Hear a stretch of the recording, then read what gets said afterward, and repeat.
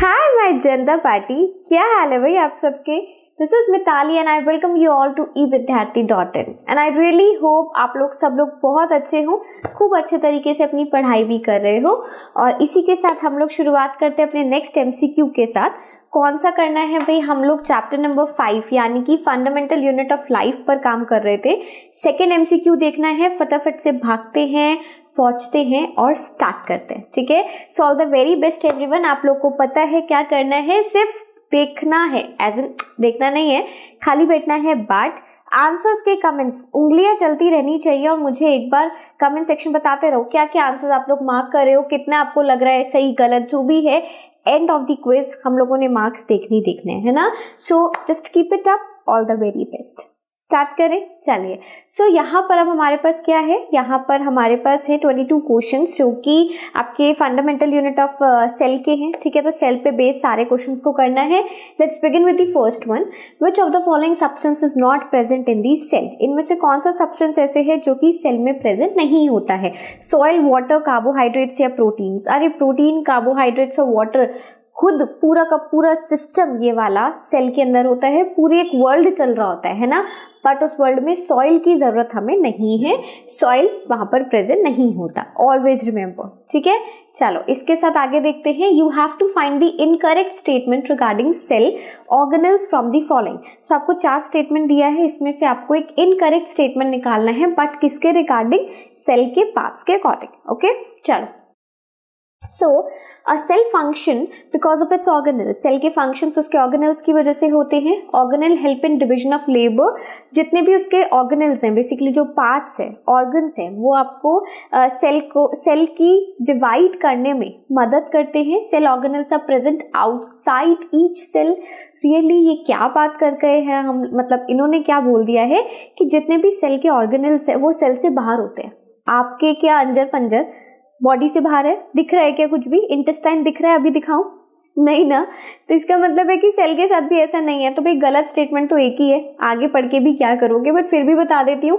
Each kind of cell organelle perform a different function, we all know that. हम सबको पता है कि हर एक जिस तरीके से हमारी ह्यूमन बॉडी के सभी ऑर्गन्स का अपना अपना एक हिस्सा है, एक फंक्शन है, वैसे ही सेल के जितने भी पार्ट्स हैं उनका सबका एक अपना फंक्शन है ना। सो गलत स्टेटमेंट हमें पता चल गया है और इसके साथ विदाउट वेस्टिंग एनी टाइम हम आगे चलते हैं।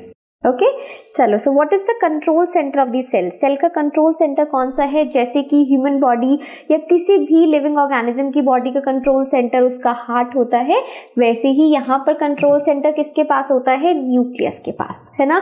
मैं ज्यादातर क्या करती हूँ इसमें, जनरली आपको आपका जो बॉडी है उससे रिलेट करके समझाती हूँ। अगर आप लोगों ने चैप्टर की वीडियोज भी देखी होंगी तो आपको इतना अंदाजा होगा, है ना। और एक्चुअल में जितना रिलेट करोगे ना आप अपने रियल वर्ल्ड से, अपने आप से, खुद से, तो ज्यादा बायोलॉजी को, खास करके सेल को, टिश्यूज को समझ पाओगे।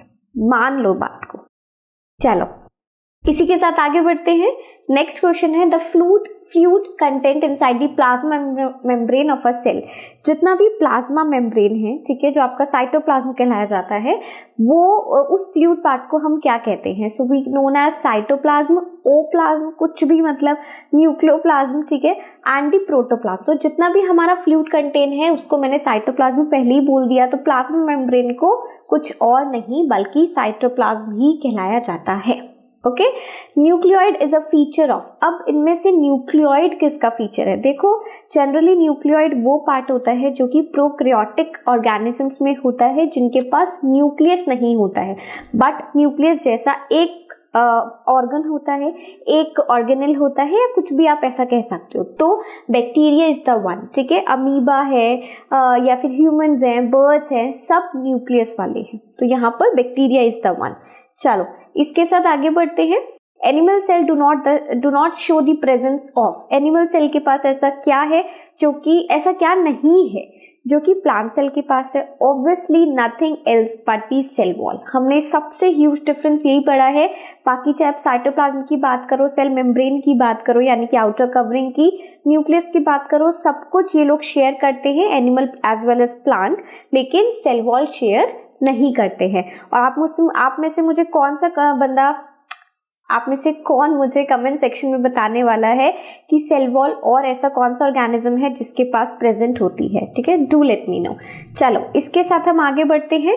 विच statement is false with respect to the multi cellular organism, इनमें से कौन सा स्टेटमेंट गलत है with respect to the multi cellular, यानी कि वो ऑर्गेनिज्म जो कि एक नहीं बल्कि ढेरों सेल से बना हुआ है।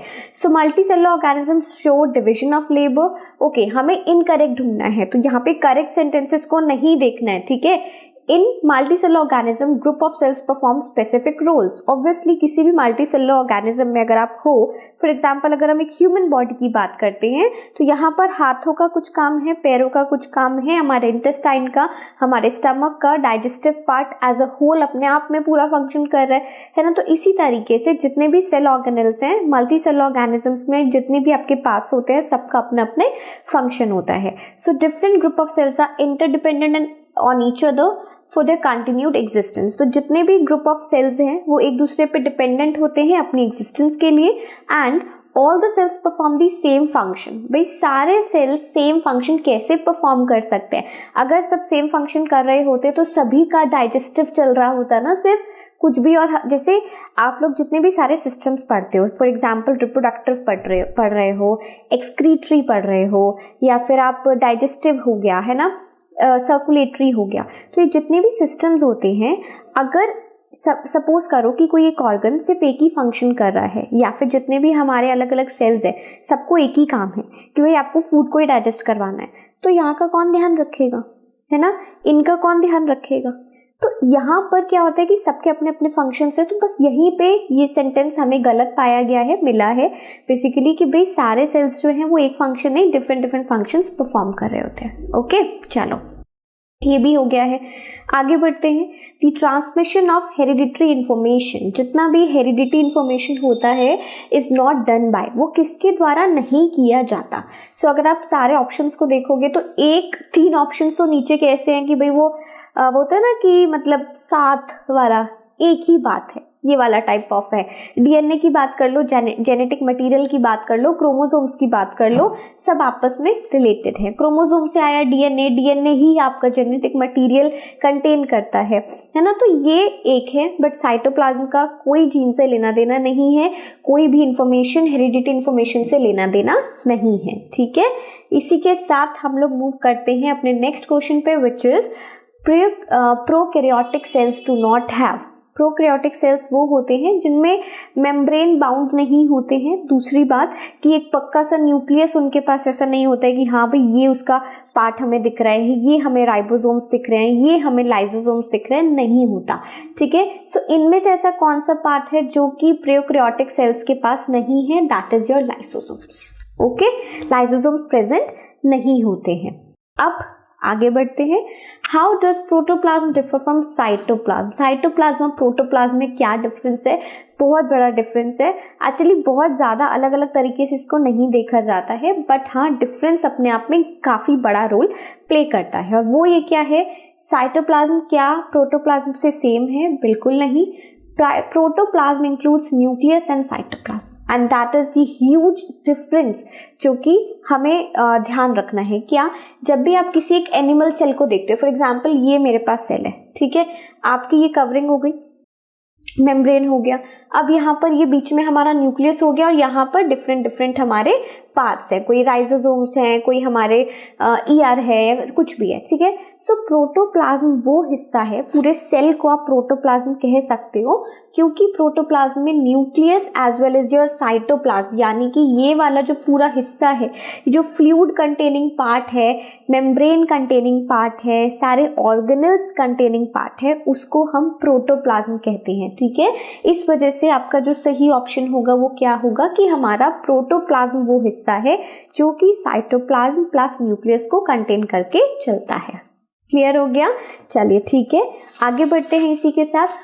Prokaryotic cells contains what? Prokaryotic cells के पास क्या होते हैं?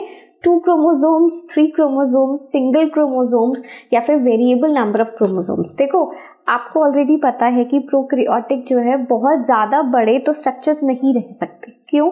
क्योंकि न्यूक्लियस नहीं है, मतलब न्यूक्लियोइड है, बट हाँ मेम्ब्रेन बाउंड कुछ नहीं है, बहुत सारे सेल ऑर्गेनल्स उसमें प्रेजेंट नहीं है। तो भाई जो यहाँ पर एक रैंडम नंबर आपको दे दिया 2, 3 वेरिएबल, वो वो हो ही नहीं सकता किसी भी तरीके से। तो सिंपल है, दिमाग नहीं लगाने का, बस अपना प्रेजेंस ऑफ माइंड यूज करना है कि सिंगल करते हैं ना मार्क, कुछ और केस नहीं बनता।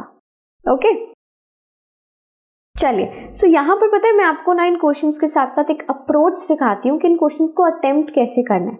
आता आपको बहुत कुछ है, ये मुझे पता है, आई डू बिलीव दैट, लेकिन कई बार हम होता है कि अगर हम सपोज अगर मैं बायोलॉजी की बात कर रही हूँ, इतने पैराग्राफ्स आप लोगों ने लर्न करे हैं, इतना कुछ आपने लर्न किया है, इतने फंक्शंस हमने लर्न करे हैं, कई बार स्किप हो जाता है। तब क्या काम आएगा आपका उस वक्त पे ध्यान आपके पेपर में कि क्या इसमें बोला जा रहा है और क्या पॉसिबिलिटी नहीं है।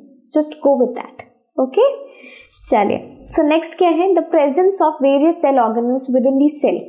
सेल ऑर्गेनल्स का प्रेजेंस जो है वहां पर सेल के अंदर होने का मतलब क्या है, क्या होता है उससे, crowding of cell, decoration of cell, larger size of the cell, no not at all. Starting में ही हमने पढ़ा है कि it helps in division of labour, यानी कि हर एक ने अपना अपना काम बांट रखा है, ठीक है। सो एक के ऊपर ही सारा भार नहीं है कि उसको ही सारा फूड बनाना है, स्टोर करना है, एक्सक्रीट आउट करना है, नहीं, सब ने अपना अपना हिस्सा पकड़ा हुआ है, वो मिल बांट के काम करते हैं। तो सेल ऑर्गेनल्स का जो सबसे मेन काम है वो है काम बांटना, यानी कि डिविजन ऑफ लेबर। कूल है ना, ऐसे ही करा करो। आप देखो हमारा जितना भी लाइफ है ना वो एक्चुअल में हमारे सिस्टम्स से जुड़े हुए हैं। जिस तरीके से इतने कॉम्प्लेक्स बॉडी, देखो बॉडी बहुत कॉम्प्लेक्स है, पता है आप लोगों को, इसको इतने तरीके से डिज़ाइन करना, हर एक का अपना अपना एक फंक्शन, और वो फंक्शन जब तक सही चलता है तब तक ही बॉडी सही चल रही होती है, और बॉडी सही चल रही होती है तब तक ही आसपास सब अच्छा लग रहा होता है, नहीं तो नील है ना। तो इतना अगर कहीं पर भी मैनेजमेंट रहता है ना तो उसका फायदा आप देखो कितना हमें मिल रहा होता है। इसी तरीके से इससे इन्फ्लुएंस लो, ये तो एक मतलब कहने की बात हो गई है भाई कि हाँ हम जिस तरीके से हमारी बॉडी चलती है उसी तरीके से अगर हम अपनी लाइफ को चलाने लग जाए, क्या ही बात है। चलिए आगे नहीं करते हैं, टाइम वेस्ट नहीं करते, मुझे पता है तुम में से कोई भाग जाएगा। Cell wall is mainly made up of, cell wall किससे बनती है, माल्टोज, सेलुलोज, सुक्रोज या फ्रक्टोज, सारे ही शुगर के टाइप से है ना, but actually it is made up of cellulose, क्योंकि ये प्लांट्स में मिलता है। Okay now which of the following statement is false regarding cytoplasm? इनमें से कौन सा स्टेटमेंट completely wrong है regarding the cytoplasm? Stain slightly हो सकता है, fluid content inside plasma membrane, it's a fluid content, okay, surrounded by nuclear membrane. Now अब देखो इन्होंने उल्टा बोल दिया, इसमें उन्होंने बोला है कि न्यूक्लियर मेम्ब्रेन को एक्चुअल में साइटोप्लाज्म क्या करता है, कवर करके चलता है, यानी कि एक बाउंड्री देता है। इन्होंने उल्टा बोल दिया, इन्होंने बोला कि साइटोप्लाज्म को कवर करता है या फिर वो सराउंड किसके द्वारा किया जाता है, by the nuclear. No not at all, आपने उल्टा बोल दिया है, and that is why this is the wrong statement. Okay चलिए, सो हो गया है, आगे बढ़ते हैं। This is a generalize structure, structure बहुत अच्छा है but it's a general structure. Diagram दे दिया है, किस चीज का है खुद पहचान लो। न्यूक्लियोइड हमें दिख रहा है, बाकी बहुत ज्यादा ऑर्गेनल्स हमें नहीं दिख रहे हैं। मेम्ब्रेन हमें गलती से दिख गया है, राइबोसोम्स हमें दिख गए हैं, ठीक है, अच्छी बात है। सो बेसिकली ये एक तो प्रोकैरियोटिक सेल है। अब मल्टी या यूनी है ना, ये सोचने वाली बात है। तो ऑब्वियसली यूनी प्रोकैरियोटिक ऑर्गेनिज्म या फिर सेल, जो भी आप कहना चाहते हो, खत्म, और कुछ नहीं है। Prokaryotes do not show, what they do not show, क्या नहीं शो करते हैं, माइटोकॉन्ड्रिया ऑब्वियसली नहीं होता है, that is known as the power house of the cell, है ना। तो प्रोकैरियोट्स के पास ये नहीं होता है, न्यूक्लियोइड होता है, अभी पहले ही हमने देखा है। सेल मेम्ब्रेन भी होता है, और सेल मेम्ब्रेन का जो फ्लूइड पार्ट है उसको ही हम साइटोप्लाज्म कहते हैं, तो वो भी होता है। तो दैट मीन्स कि आपका जो प्रोकैरियोटिक सेल्स हैं they do not have mitochondria. Okay चलिए, how is nucleoid different, okay nucleoid है, how is nucleoid different from nucleus. आपका जो न्यूक्लियोइड है वो न्यूक्लियस से डिफरेंट कैसे है, आपको एक बेसिकली पॉइंट बताना है इसमें। So let's read the points first, पहले एक बार पढ़ते हैं। Nucleoid is not covered by membrane whereas nucleus is membrane bound. बहुत अच्छा सा पॉइंट दिया है कि न्यूक्लियोइड का जो डेफिनेशन है वो ये है कि वो मेम्ब्रेन बाउंड स्ट्रक्चर नहीं है। On the other hand nucleus एक मेम्ब्रेन बाउंड स्ट्रक्चर है definitely, and nucleoid is present in eukaryotes. Nucleoid eukaryotes में होता है, उल्टा दे दिया है, ध्यान से देखो। न्यूक्लियोइड होता है प्रोकैरियोटिक में, है ना। तो ये सेंटेंस तो एलिमिनेट कर दो। Nucleoid does not show genetic material, nucleoid कोई जेनेटिक मटेरियल नहीं देता है which is present in nucleus, ठीक है, वो न्यूक्लियस में होता है, बट जेनेटिक मटेरियल से हमें कोई लेना देना ही नहीं है ना यहाँ पर, क्योंकि आपसे एक डिफरेंस पूछा है रिगार्डिंग दी न्यूक्लियोइड और उसके न्यूक्लियस के स्ट्रक्चर में, है ना। तो पहला पॉइंट हमें मिल चुका है, काम वहीं पे खत्म हो जाना चाहिए था, बट फिर भी कहीं ना कहीं मैं आपको समझा ही रही हूँ। सो ये दोनों एक ही बात है, लास्ट में बोला गया है, तो नहीं भाई हमें ये तीनों नहीं जाता है, और फर्स्ट सेंटेंस यहाँ पे एब्सोल्युटली करेक्ट है, ठीक है। चलो आगे बढ़ते हैं। Which statement is false. अब यहाँ पर हमें गलत स्टेटमेंट बताना है, but again regarding the eukaryotic organisms, यानी कि मैं, तुम और आसपास के जानवर, बर्ड्स, कुछ भी, हम सारे यूकैरियोट्स हैं, है ना। चलिए, so they have higher complexity, बहुत कॉम्प्लेक्स स्ट्रक्चर्स होते हैं डेफिनेटली, तो ये तो सही है। They have nucleus, yes we do have nucleus, है भाई, हर सेल में है हमारे। Membrane bound organelles are present, membrane bound organelles भी हमारे पास होते हैं। Ribosomes are absent, not at all, ribosomes हमारे एब्सेंट नहीं होते हैं, डेफिनेटली प्रेजेंट होते हैं, एंड दैट इज वाई यही आपका गलत सेंटेंस है।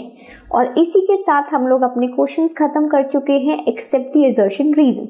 सब बढ़ते हैं अपने असर्शन रीजंस की तरफ, भागना नहीं है, सिर्फ 4 क्वेश्चन रह गए हैं, कंप्लीट करो, सीखो और फिर जाओ, ठीक है।